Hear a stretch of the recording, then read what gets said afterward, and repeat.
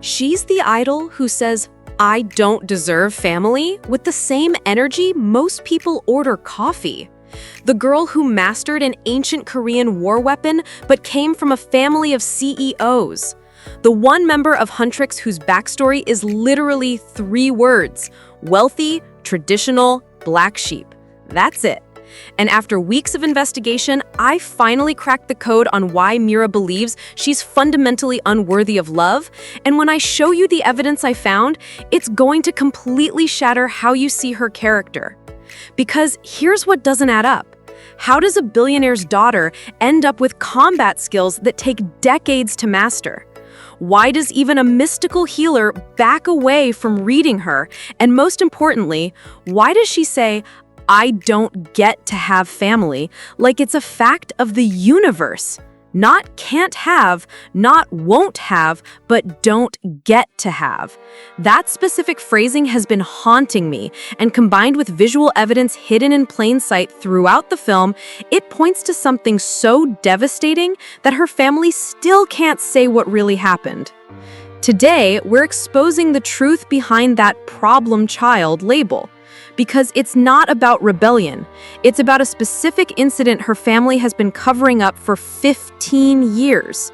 And before we dive in, remember, director Maggie Kang herself said Mira is a wreck on the inside, but doesn't really seem like it. The creator is literally telling us there's massive hidden trauma here. So let's find out what could possibly wreck someone this badly. The mystery that nobody's talking about.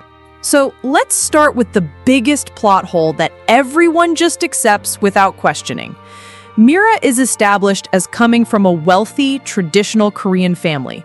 We're talking chaebol-level wealth here. But she's also a master of the woldo, a traditional Korean polearm that requires years of formal military training to wield effectively. This isn't something you pick up at your local dojo. This is elite warrior-class weaponry that historically only the Hwarang warriors and royal guards were trained to use. And here's what makes this even stranger. Wealthy Korean families don't train their daughters in ancient combat arts. They train them in violin, piano, multiple languages, and business management. So how does a chaebol heiress become a weapons master? And more importantly, why would she need to be? But the real breakthrough came when I rewatched the healer hand scene frame by frame. This is a mystical healer who can instantly read people's deepest emotional states. He looks at Rumi and immediately sees she has walls up, so many walls. Then Mira's the one who adds, she's also a workaholic, showing how well she reads people. He glances at Zoe and picks up on her people-pleasing, eagerness to please, maybe a little too eager. But when he tries to read Mira, nothing. His eyes go wide, he physically backs away, and he can't see anything. This isn't resistance, you guys. This is a complete void where memories should be. And in psychology, there's only one thing that creates walls that thick: severe childhood trauma that the mind has completely locked away as a survival mechanism. The family portrait that reveals everything. Now, let's talk about that family portrait scene, because the visual storytelling here is absolutely devastating. In the first appearance, Mira's family faces are completely blurred while she sits clearly visible in an ornate chair. Fans have been interpreting this as artistic representation of her separation from family, but I realized it's actually showing us something much deeper. She literally cannot look at their faces. This isn't them rejecting her. This is her mind protecting her from something too painful to process. And here's the kicker. During the Golden performance, when she's at her most powerful and self-actualized, their faces become clear just as she violently kicks them away. She can only face them through anger because anger is safer than the emotion underneath. Here's where my theory started crystallizing. Listen to what happens during the final battle when Gui Ma attacks each girl psychologically. The demon whispers in Mira's mind, "You thought you found a family. You don't deserve one. You never have." This is targeted manipulation. Guima knows exactly what wound to press. And watch what happens next. When Zoe asks, "What are we gonna do without Rumi?" Mira, now under Guima's influence, responds, "There is no we, Zoe. I don't get to have a family." Then she walks away. This specific phrasing is crucial. Even under demonic manipulation designed to break her, she doesn't say family doesn't want her. She says she doesn't get to have it.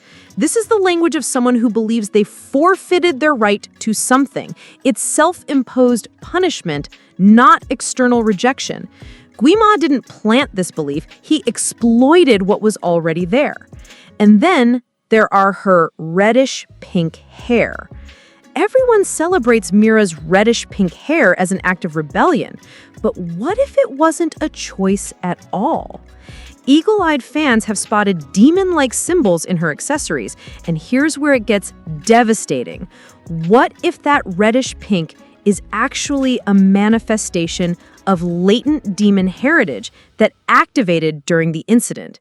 In the K-pop Demon Hunters universe, we know demon traits can be hereditary, like Rumi. What if Mira's Chaebol family has been hiding supernatural connections for generations? The reddish pink, not quite human black, not quite demon red, could represent diluted demon blood that only manifested when triggered by extreme emotion. That red undertone, that's the demon showing through. Here's what makes this even more tragic. Based on the family portrait, young Mira was already showing signs, maybe strange dreams, unusual strength, or an unsettling intensity that made her family nervous. They probably tried to suppress it through traditional discipline. But demon blood can't be disciplined away. And notice something crucial in that family portrait. Everyone else has black hair. Pure human black. Mira's reddish pink stands out like a warning sign. While her family could hide their demon heritage beneath normal appearance, Mira manifested visibly. She became the one who couldn't pass as fully human, the evidence they couldn't hide. Imagine the scene, an 8-year-old girl being scolded again for being too wild, her family trying to force her to be normal, to hide what they all knew was inside her. The pressure building, a younger sibling maybe defending her or just being in the wrong place. And then the snap, her demon nature exploding out in a moment of childish frustration that turned catastrophic. The reddish-pink hair appeared instantly, marking her transformation. And in that moment of uncontrolled demon power, someone she loved paid the price.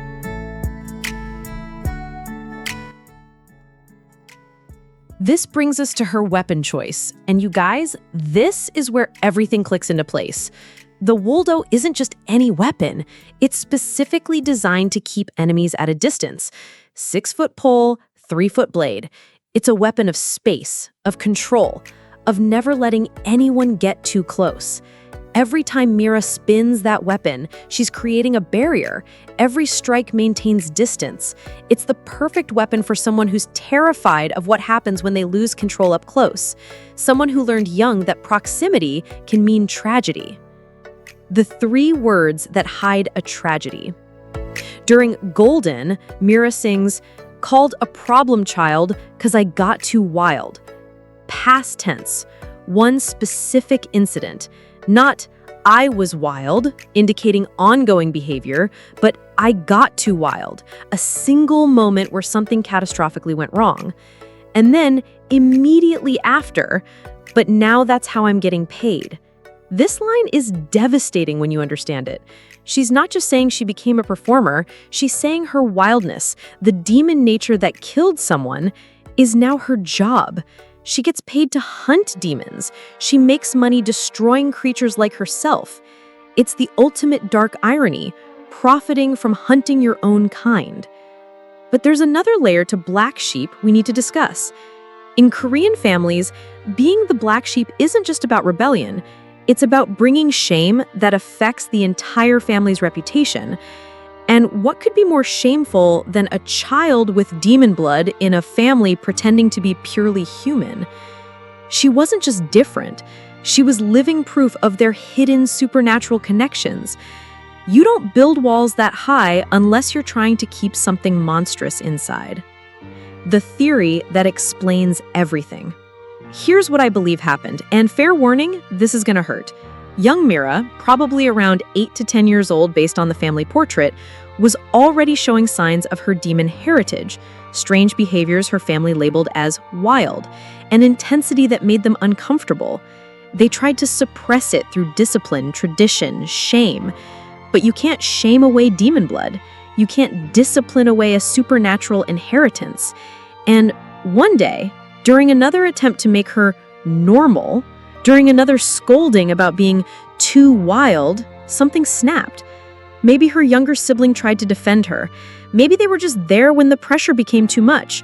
But in that moment of childish frustration mixed with supernatural power, her demon abilities exploded outward for the first time. She didn't just lose control. Her demon nature emerged. The reddish-pink hair appeared instantly. It was catastrophic, and she ended up killing someone she loved unconsciously in her uncontrolled state.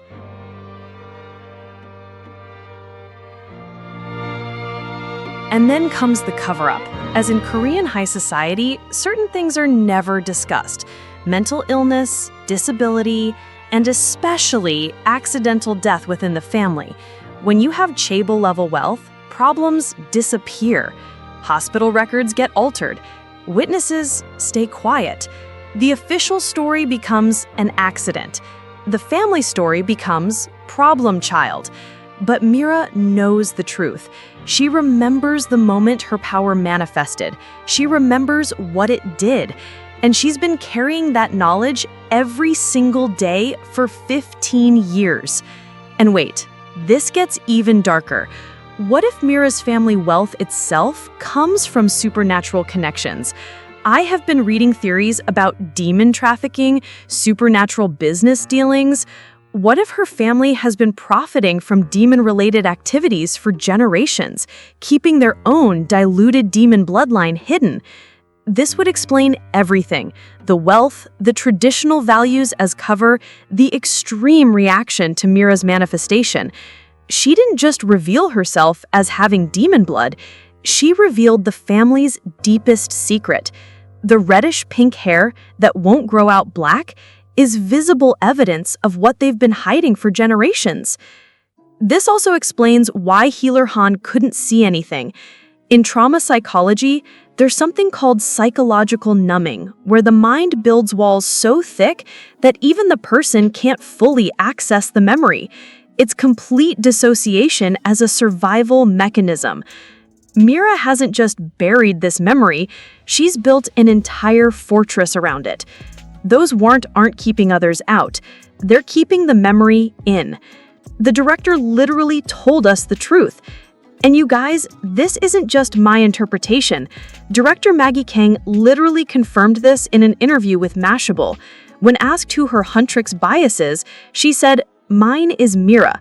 I think she's who I want to be because she's just so cool. And that's the kind of woman that I'm like." But then she says, this woman's kind of a wreck on the inside, but doesn't really seem like it. I love that kind of vibe. A wreck on the inside? But here's what's beautiful about Mira. She turned that wreckage into something fans can't help but admire. That cool exterior everyone loves, it's armor she built piece by piece. The blunt honesty that cuts through BS, that's someone who learned lies can kill. The fierce protectiveness, that's someone making sure she never fails to protect again. Think about what she's built from her trauma. She's the one who cracks her knuckles before a fight, controlled aggression. She's the cool big sis who lets Zoe ramble endlessly, patience born from understanding what it's like to be too much. She's brutal with enemies, but infinitely gentle with friends because she knows the difference between those who deserve her blade and those who deserve her loyalty. And that reddish-pink hair standing out against her family's black, It's not just marking her as different. In a family where everyone else kept their human appearance, her demon blood literally couldn't be hidden. She was the visible proof of what they all carried inside, the one whose trauma was written in her very DNA. Now, watch any scene with Mira's positioning in the group. She's never in the middle enjoying safety. She's always on the perimeter, facing outward, scanning for threats. This isn't training. This is trauma response. Someone who failed to protect once and will never, ever let it happen again. Her treatment of Zoe becomes especially heartbreaking in this context. Every time she protects the Maknae, she's trying to rewrite history. Every demon that threatens Zoe is a chance to save the younger one this time. This also explains how Celine found her, but here's the twist. Celine doesn't know about Mira's demon heritage. Think about it. Celine can barely look at Rumi's patterns, insists faults and fears must never be seen, and wants to banish all demons forever. Here's what makes this even more tragic. According to Korean shamanic tradition, there are two ways to become a spiritual protector: hereditary, through bloodline, or charismatic, through supernatural calling. Rumi inherited it from her mother. If Zoe's mother was the missing third sunlight sister, that's two hereditary hunters. But Celine needed a third member. Without another sunlight sister's daughter available, she had to find someone with natural spiritual abilities, someone called by destiny rather than blood. She thought she found that in Mira. What she saw was a talented girl from a wealthy family who'd been labeled a problem child, a runaway with mysterious combat skills and an uncanny ability to sense danger, someone whose intensity and natural fighting instincts marked her as Kangshimu, chosen by the spirits. She thought she was saving a troubled human girl with a supernatural calling. She had no idea those spiritual abilities were actually demon powers, that the calling was demon blood trying to surface. And Mira? She's been hiding it from everyone. Those demon-like symbols fans spotted, she wears them openly because nobody recognizes them for what they are. The reddish-pink hair? Everyone accepts it as rebellious fashion. She learned from her family's rejection. Never let anyone know what you really are. This makes her story even more tragic.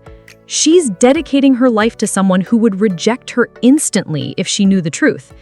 Every day, Mira helps Celine work toward a goal that would destroy part of herself. She's the demon, pretending to be the spiritually chosen one. They also explained her training obsession and mastery in Woldo. If you believed you were a weapon that once went off accidentally and killed someone you loved, what would you do? You'd dedicate every waking moment to control. You'd master every discipline, every technique, every possible way to ensure your power never hurt an innocent person again. This is why she has master-level skills despite her age. This isn't normal training. This is obsessive preparation by someone who can never, ever lose control again. She doesn't carry this special weapon. She carries the memory of the day she became one.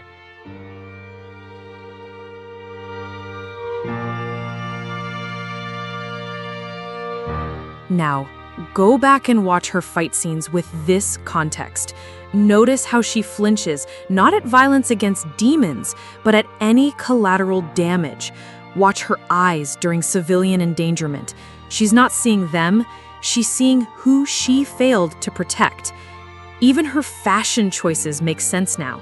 The sleeping bag at the Met Gala, she's literally wrapping herself up, containing herself, making sure nothing inside can leak out and hurt anyone. But here's what's incredible.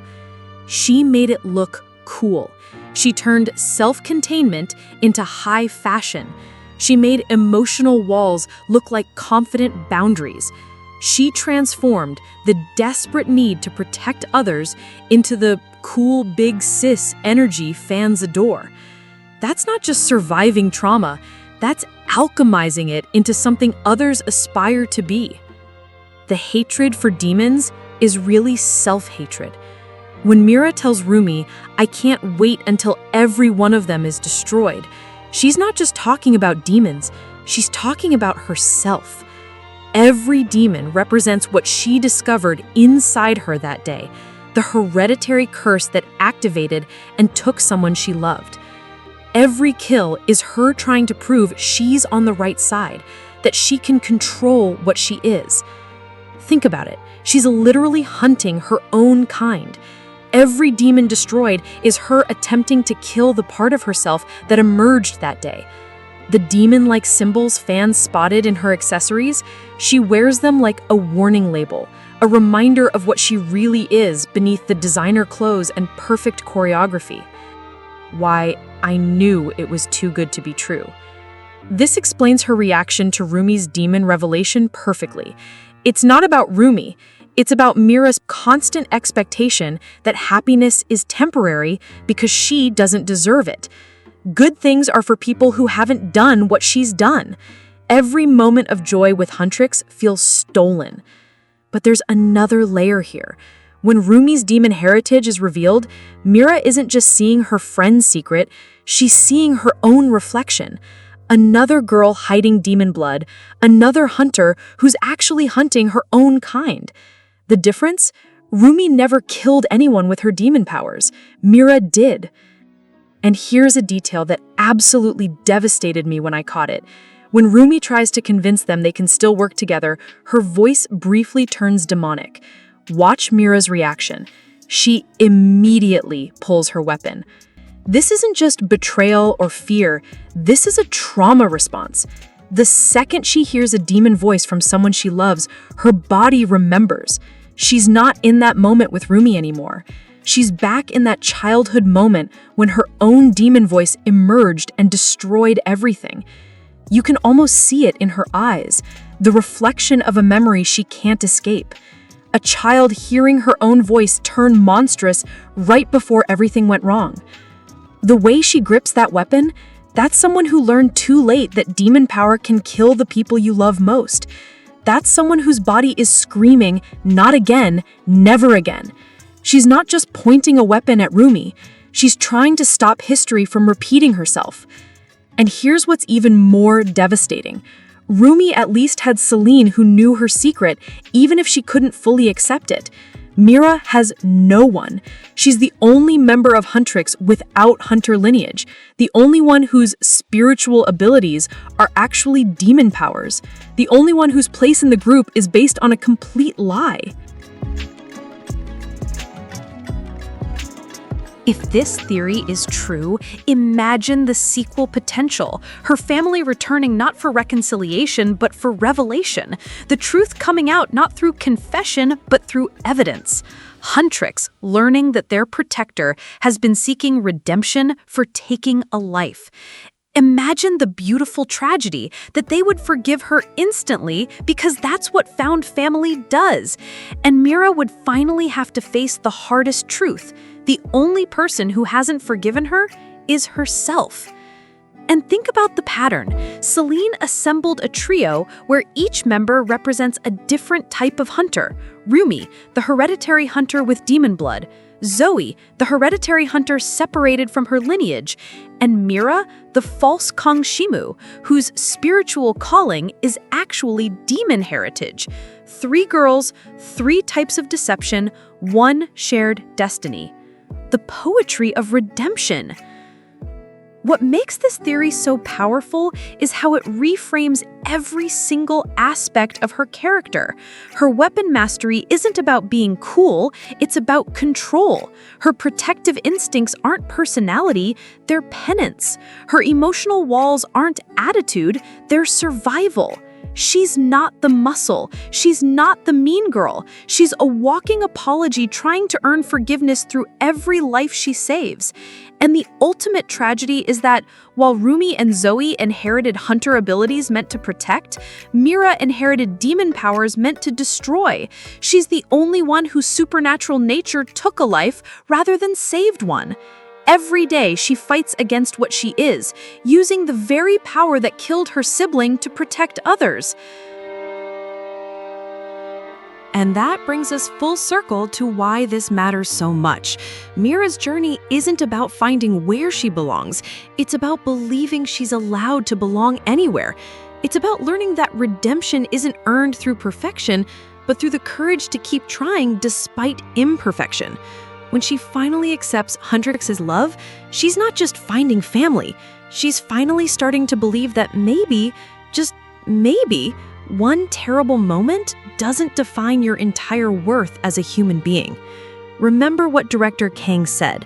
Mira is someone who seems cool, but is a wreck on the inside. Our theory explains why she's a wreck. It's not general angst or typical rebellion. It's the specific weight of accidentally taking a life with demon power she couldn't control. That's the kind of internal wreckage that creates someone who believes they don't deserve love. So let me know in the comments, does this theory change how you see Mira's character? What details did you notice that support or challenge this interpretation? And most importantly, do you think she'll ever forgive herself? Because sometimes the heaviest chains are the ones we forge ourselves, and sometimes the greatest act of heroism is learning to set them down. And if you want more theories that reveal the hidden depths in K-pop demon hunters, make sure to subscribe, because these characters have so many more secrets waiting to be uncovered. The girl who believed she didn't deserve family found sisters who showed her that love isn't about deserving, it's about choosing each other despite the broken pieces. And that's a truth worth fighting for.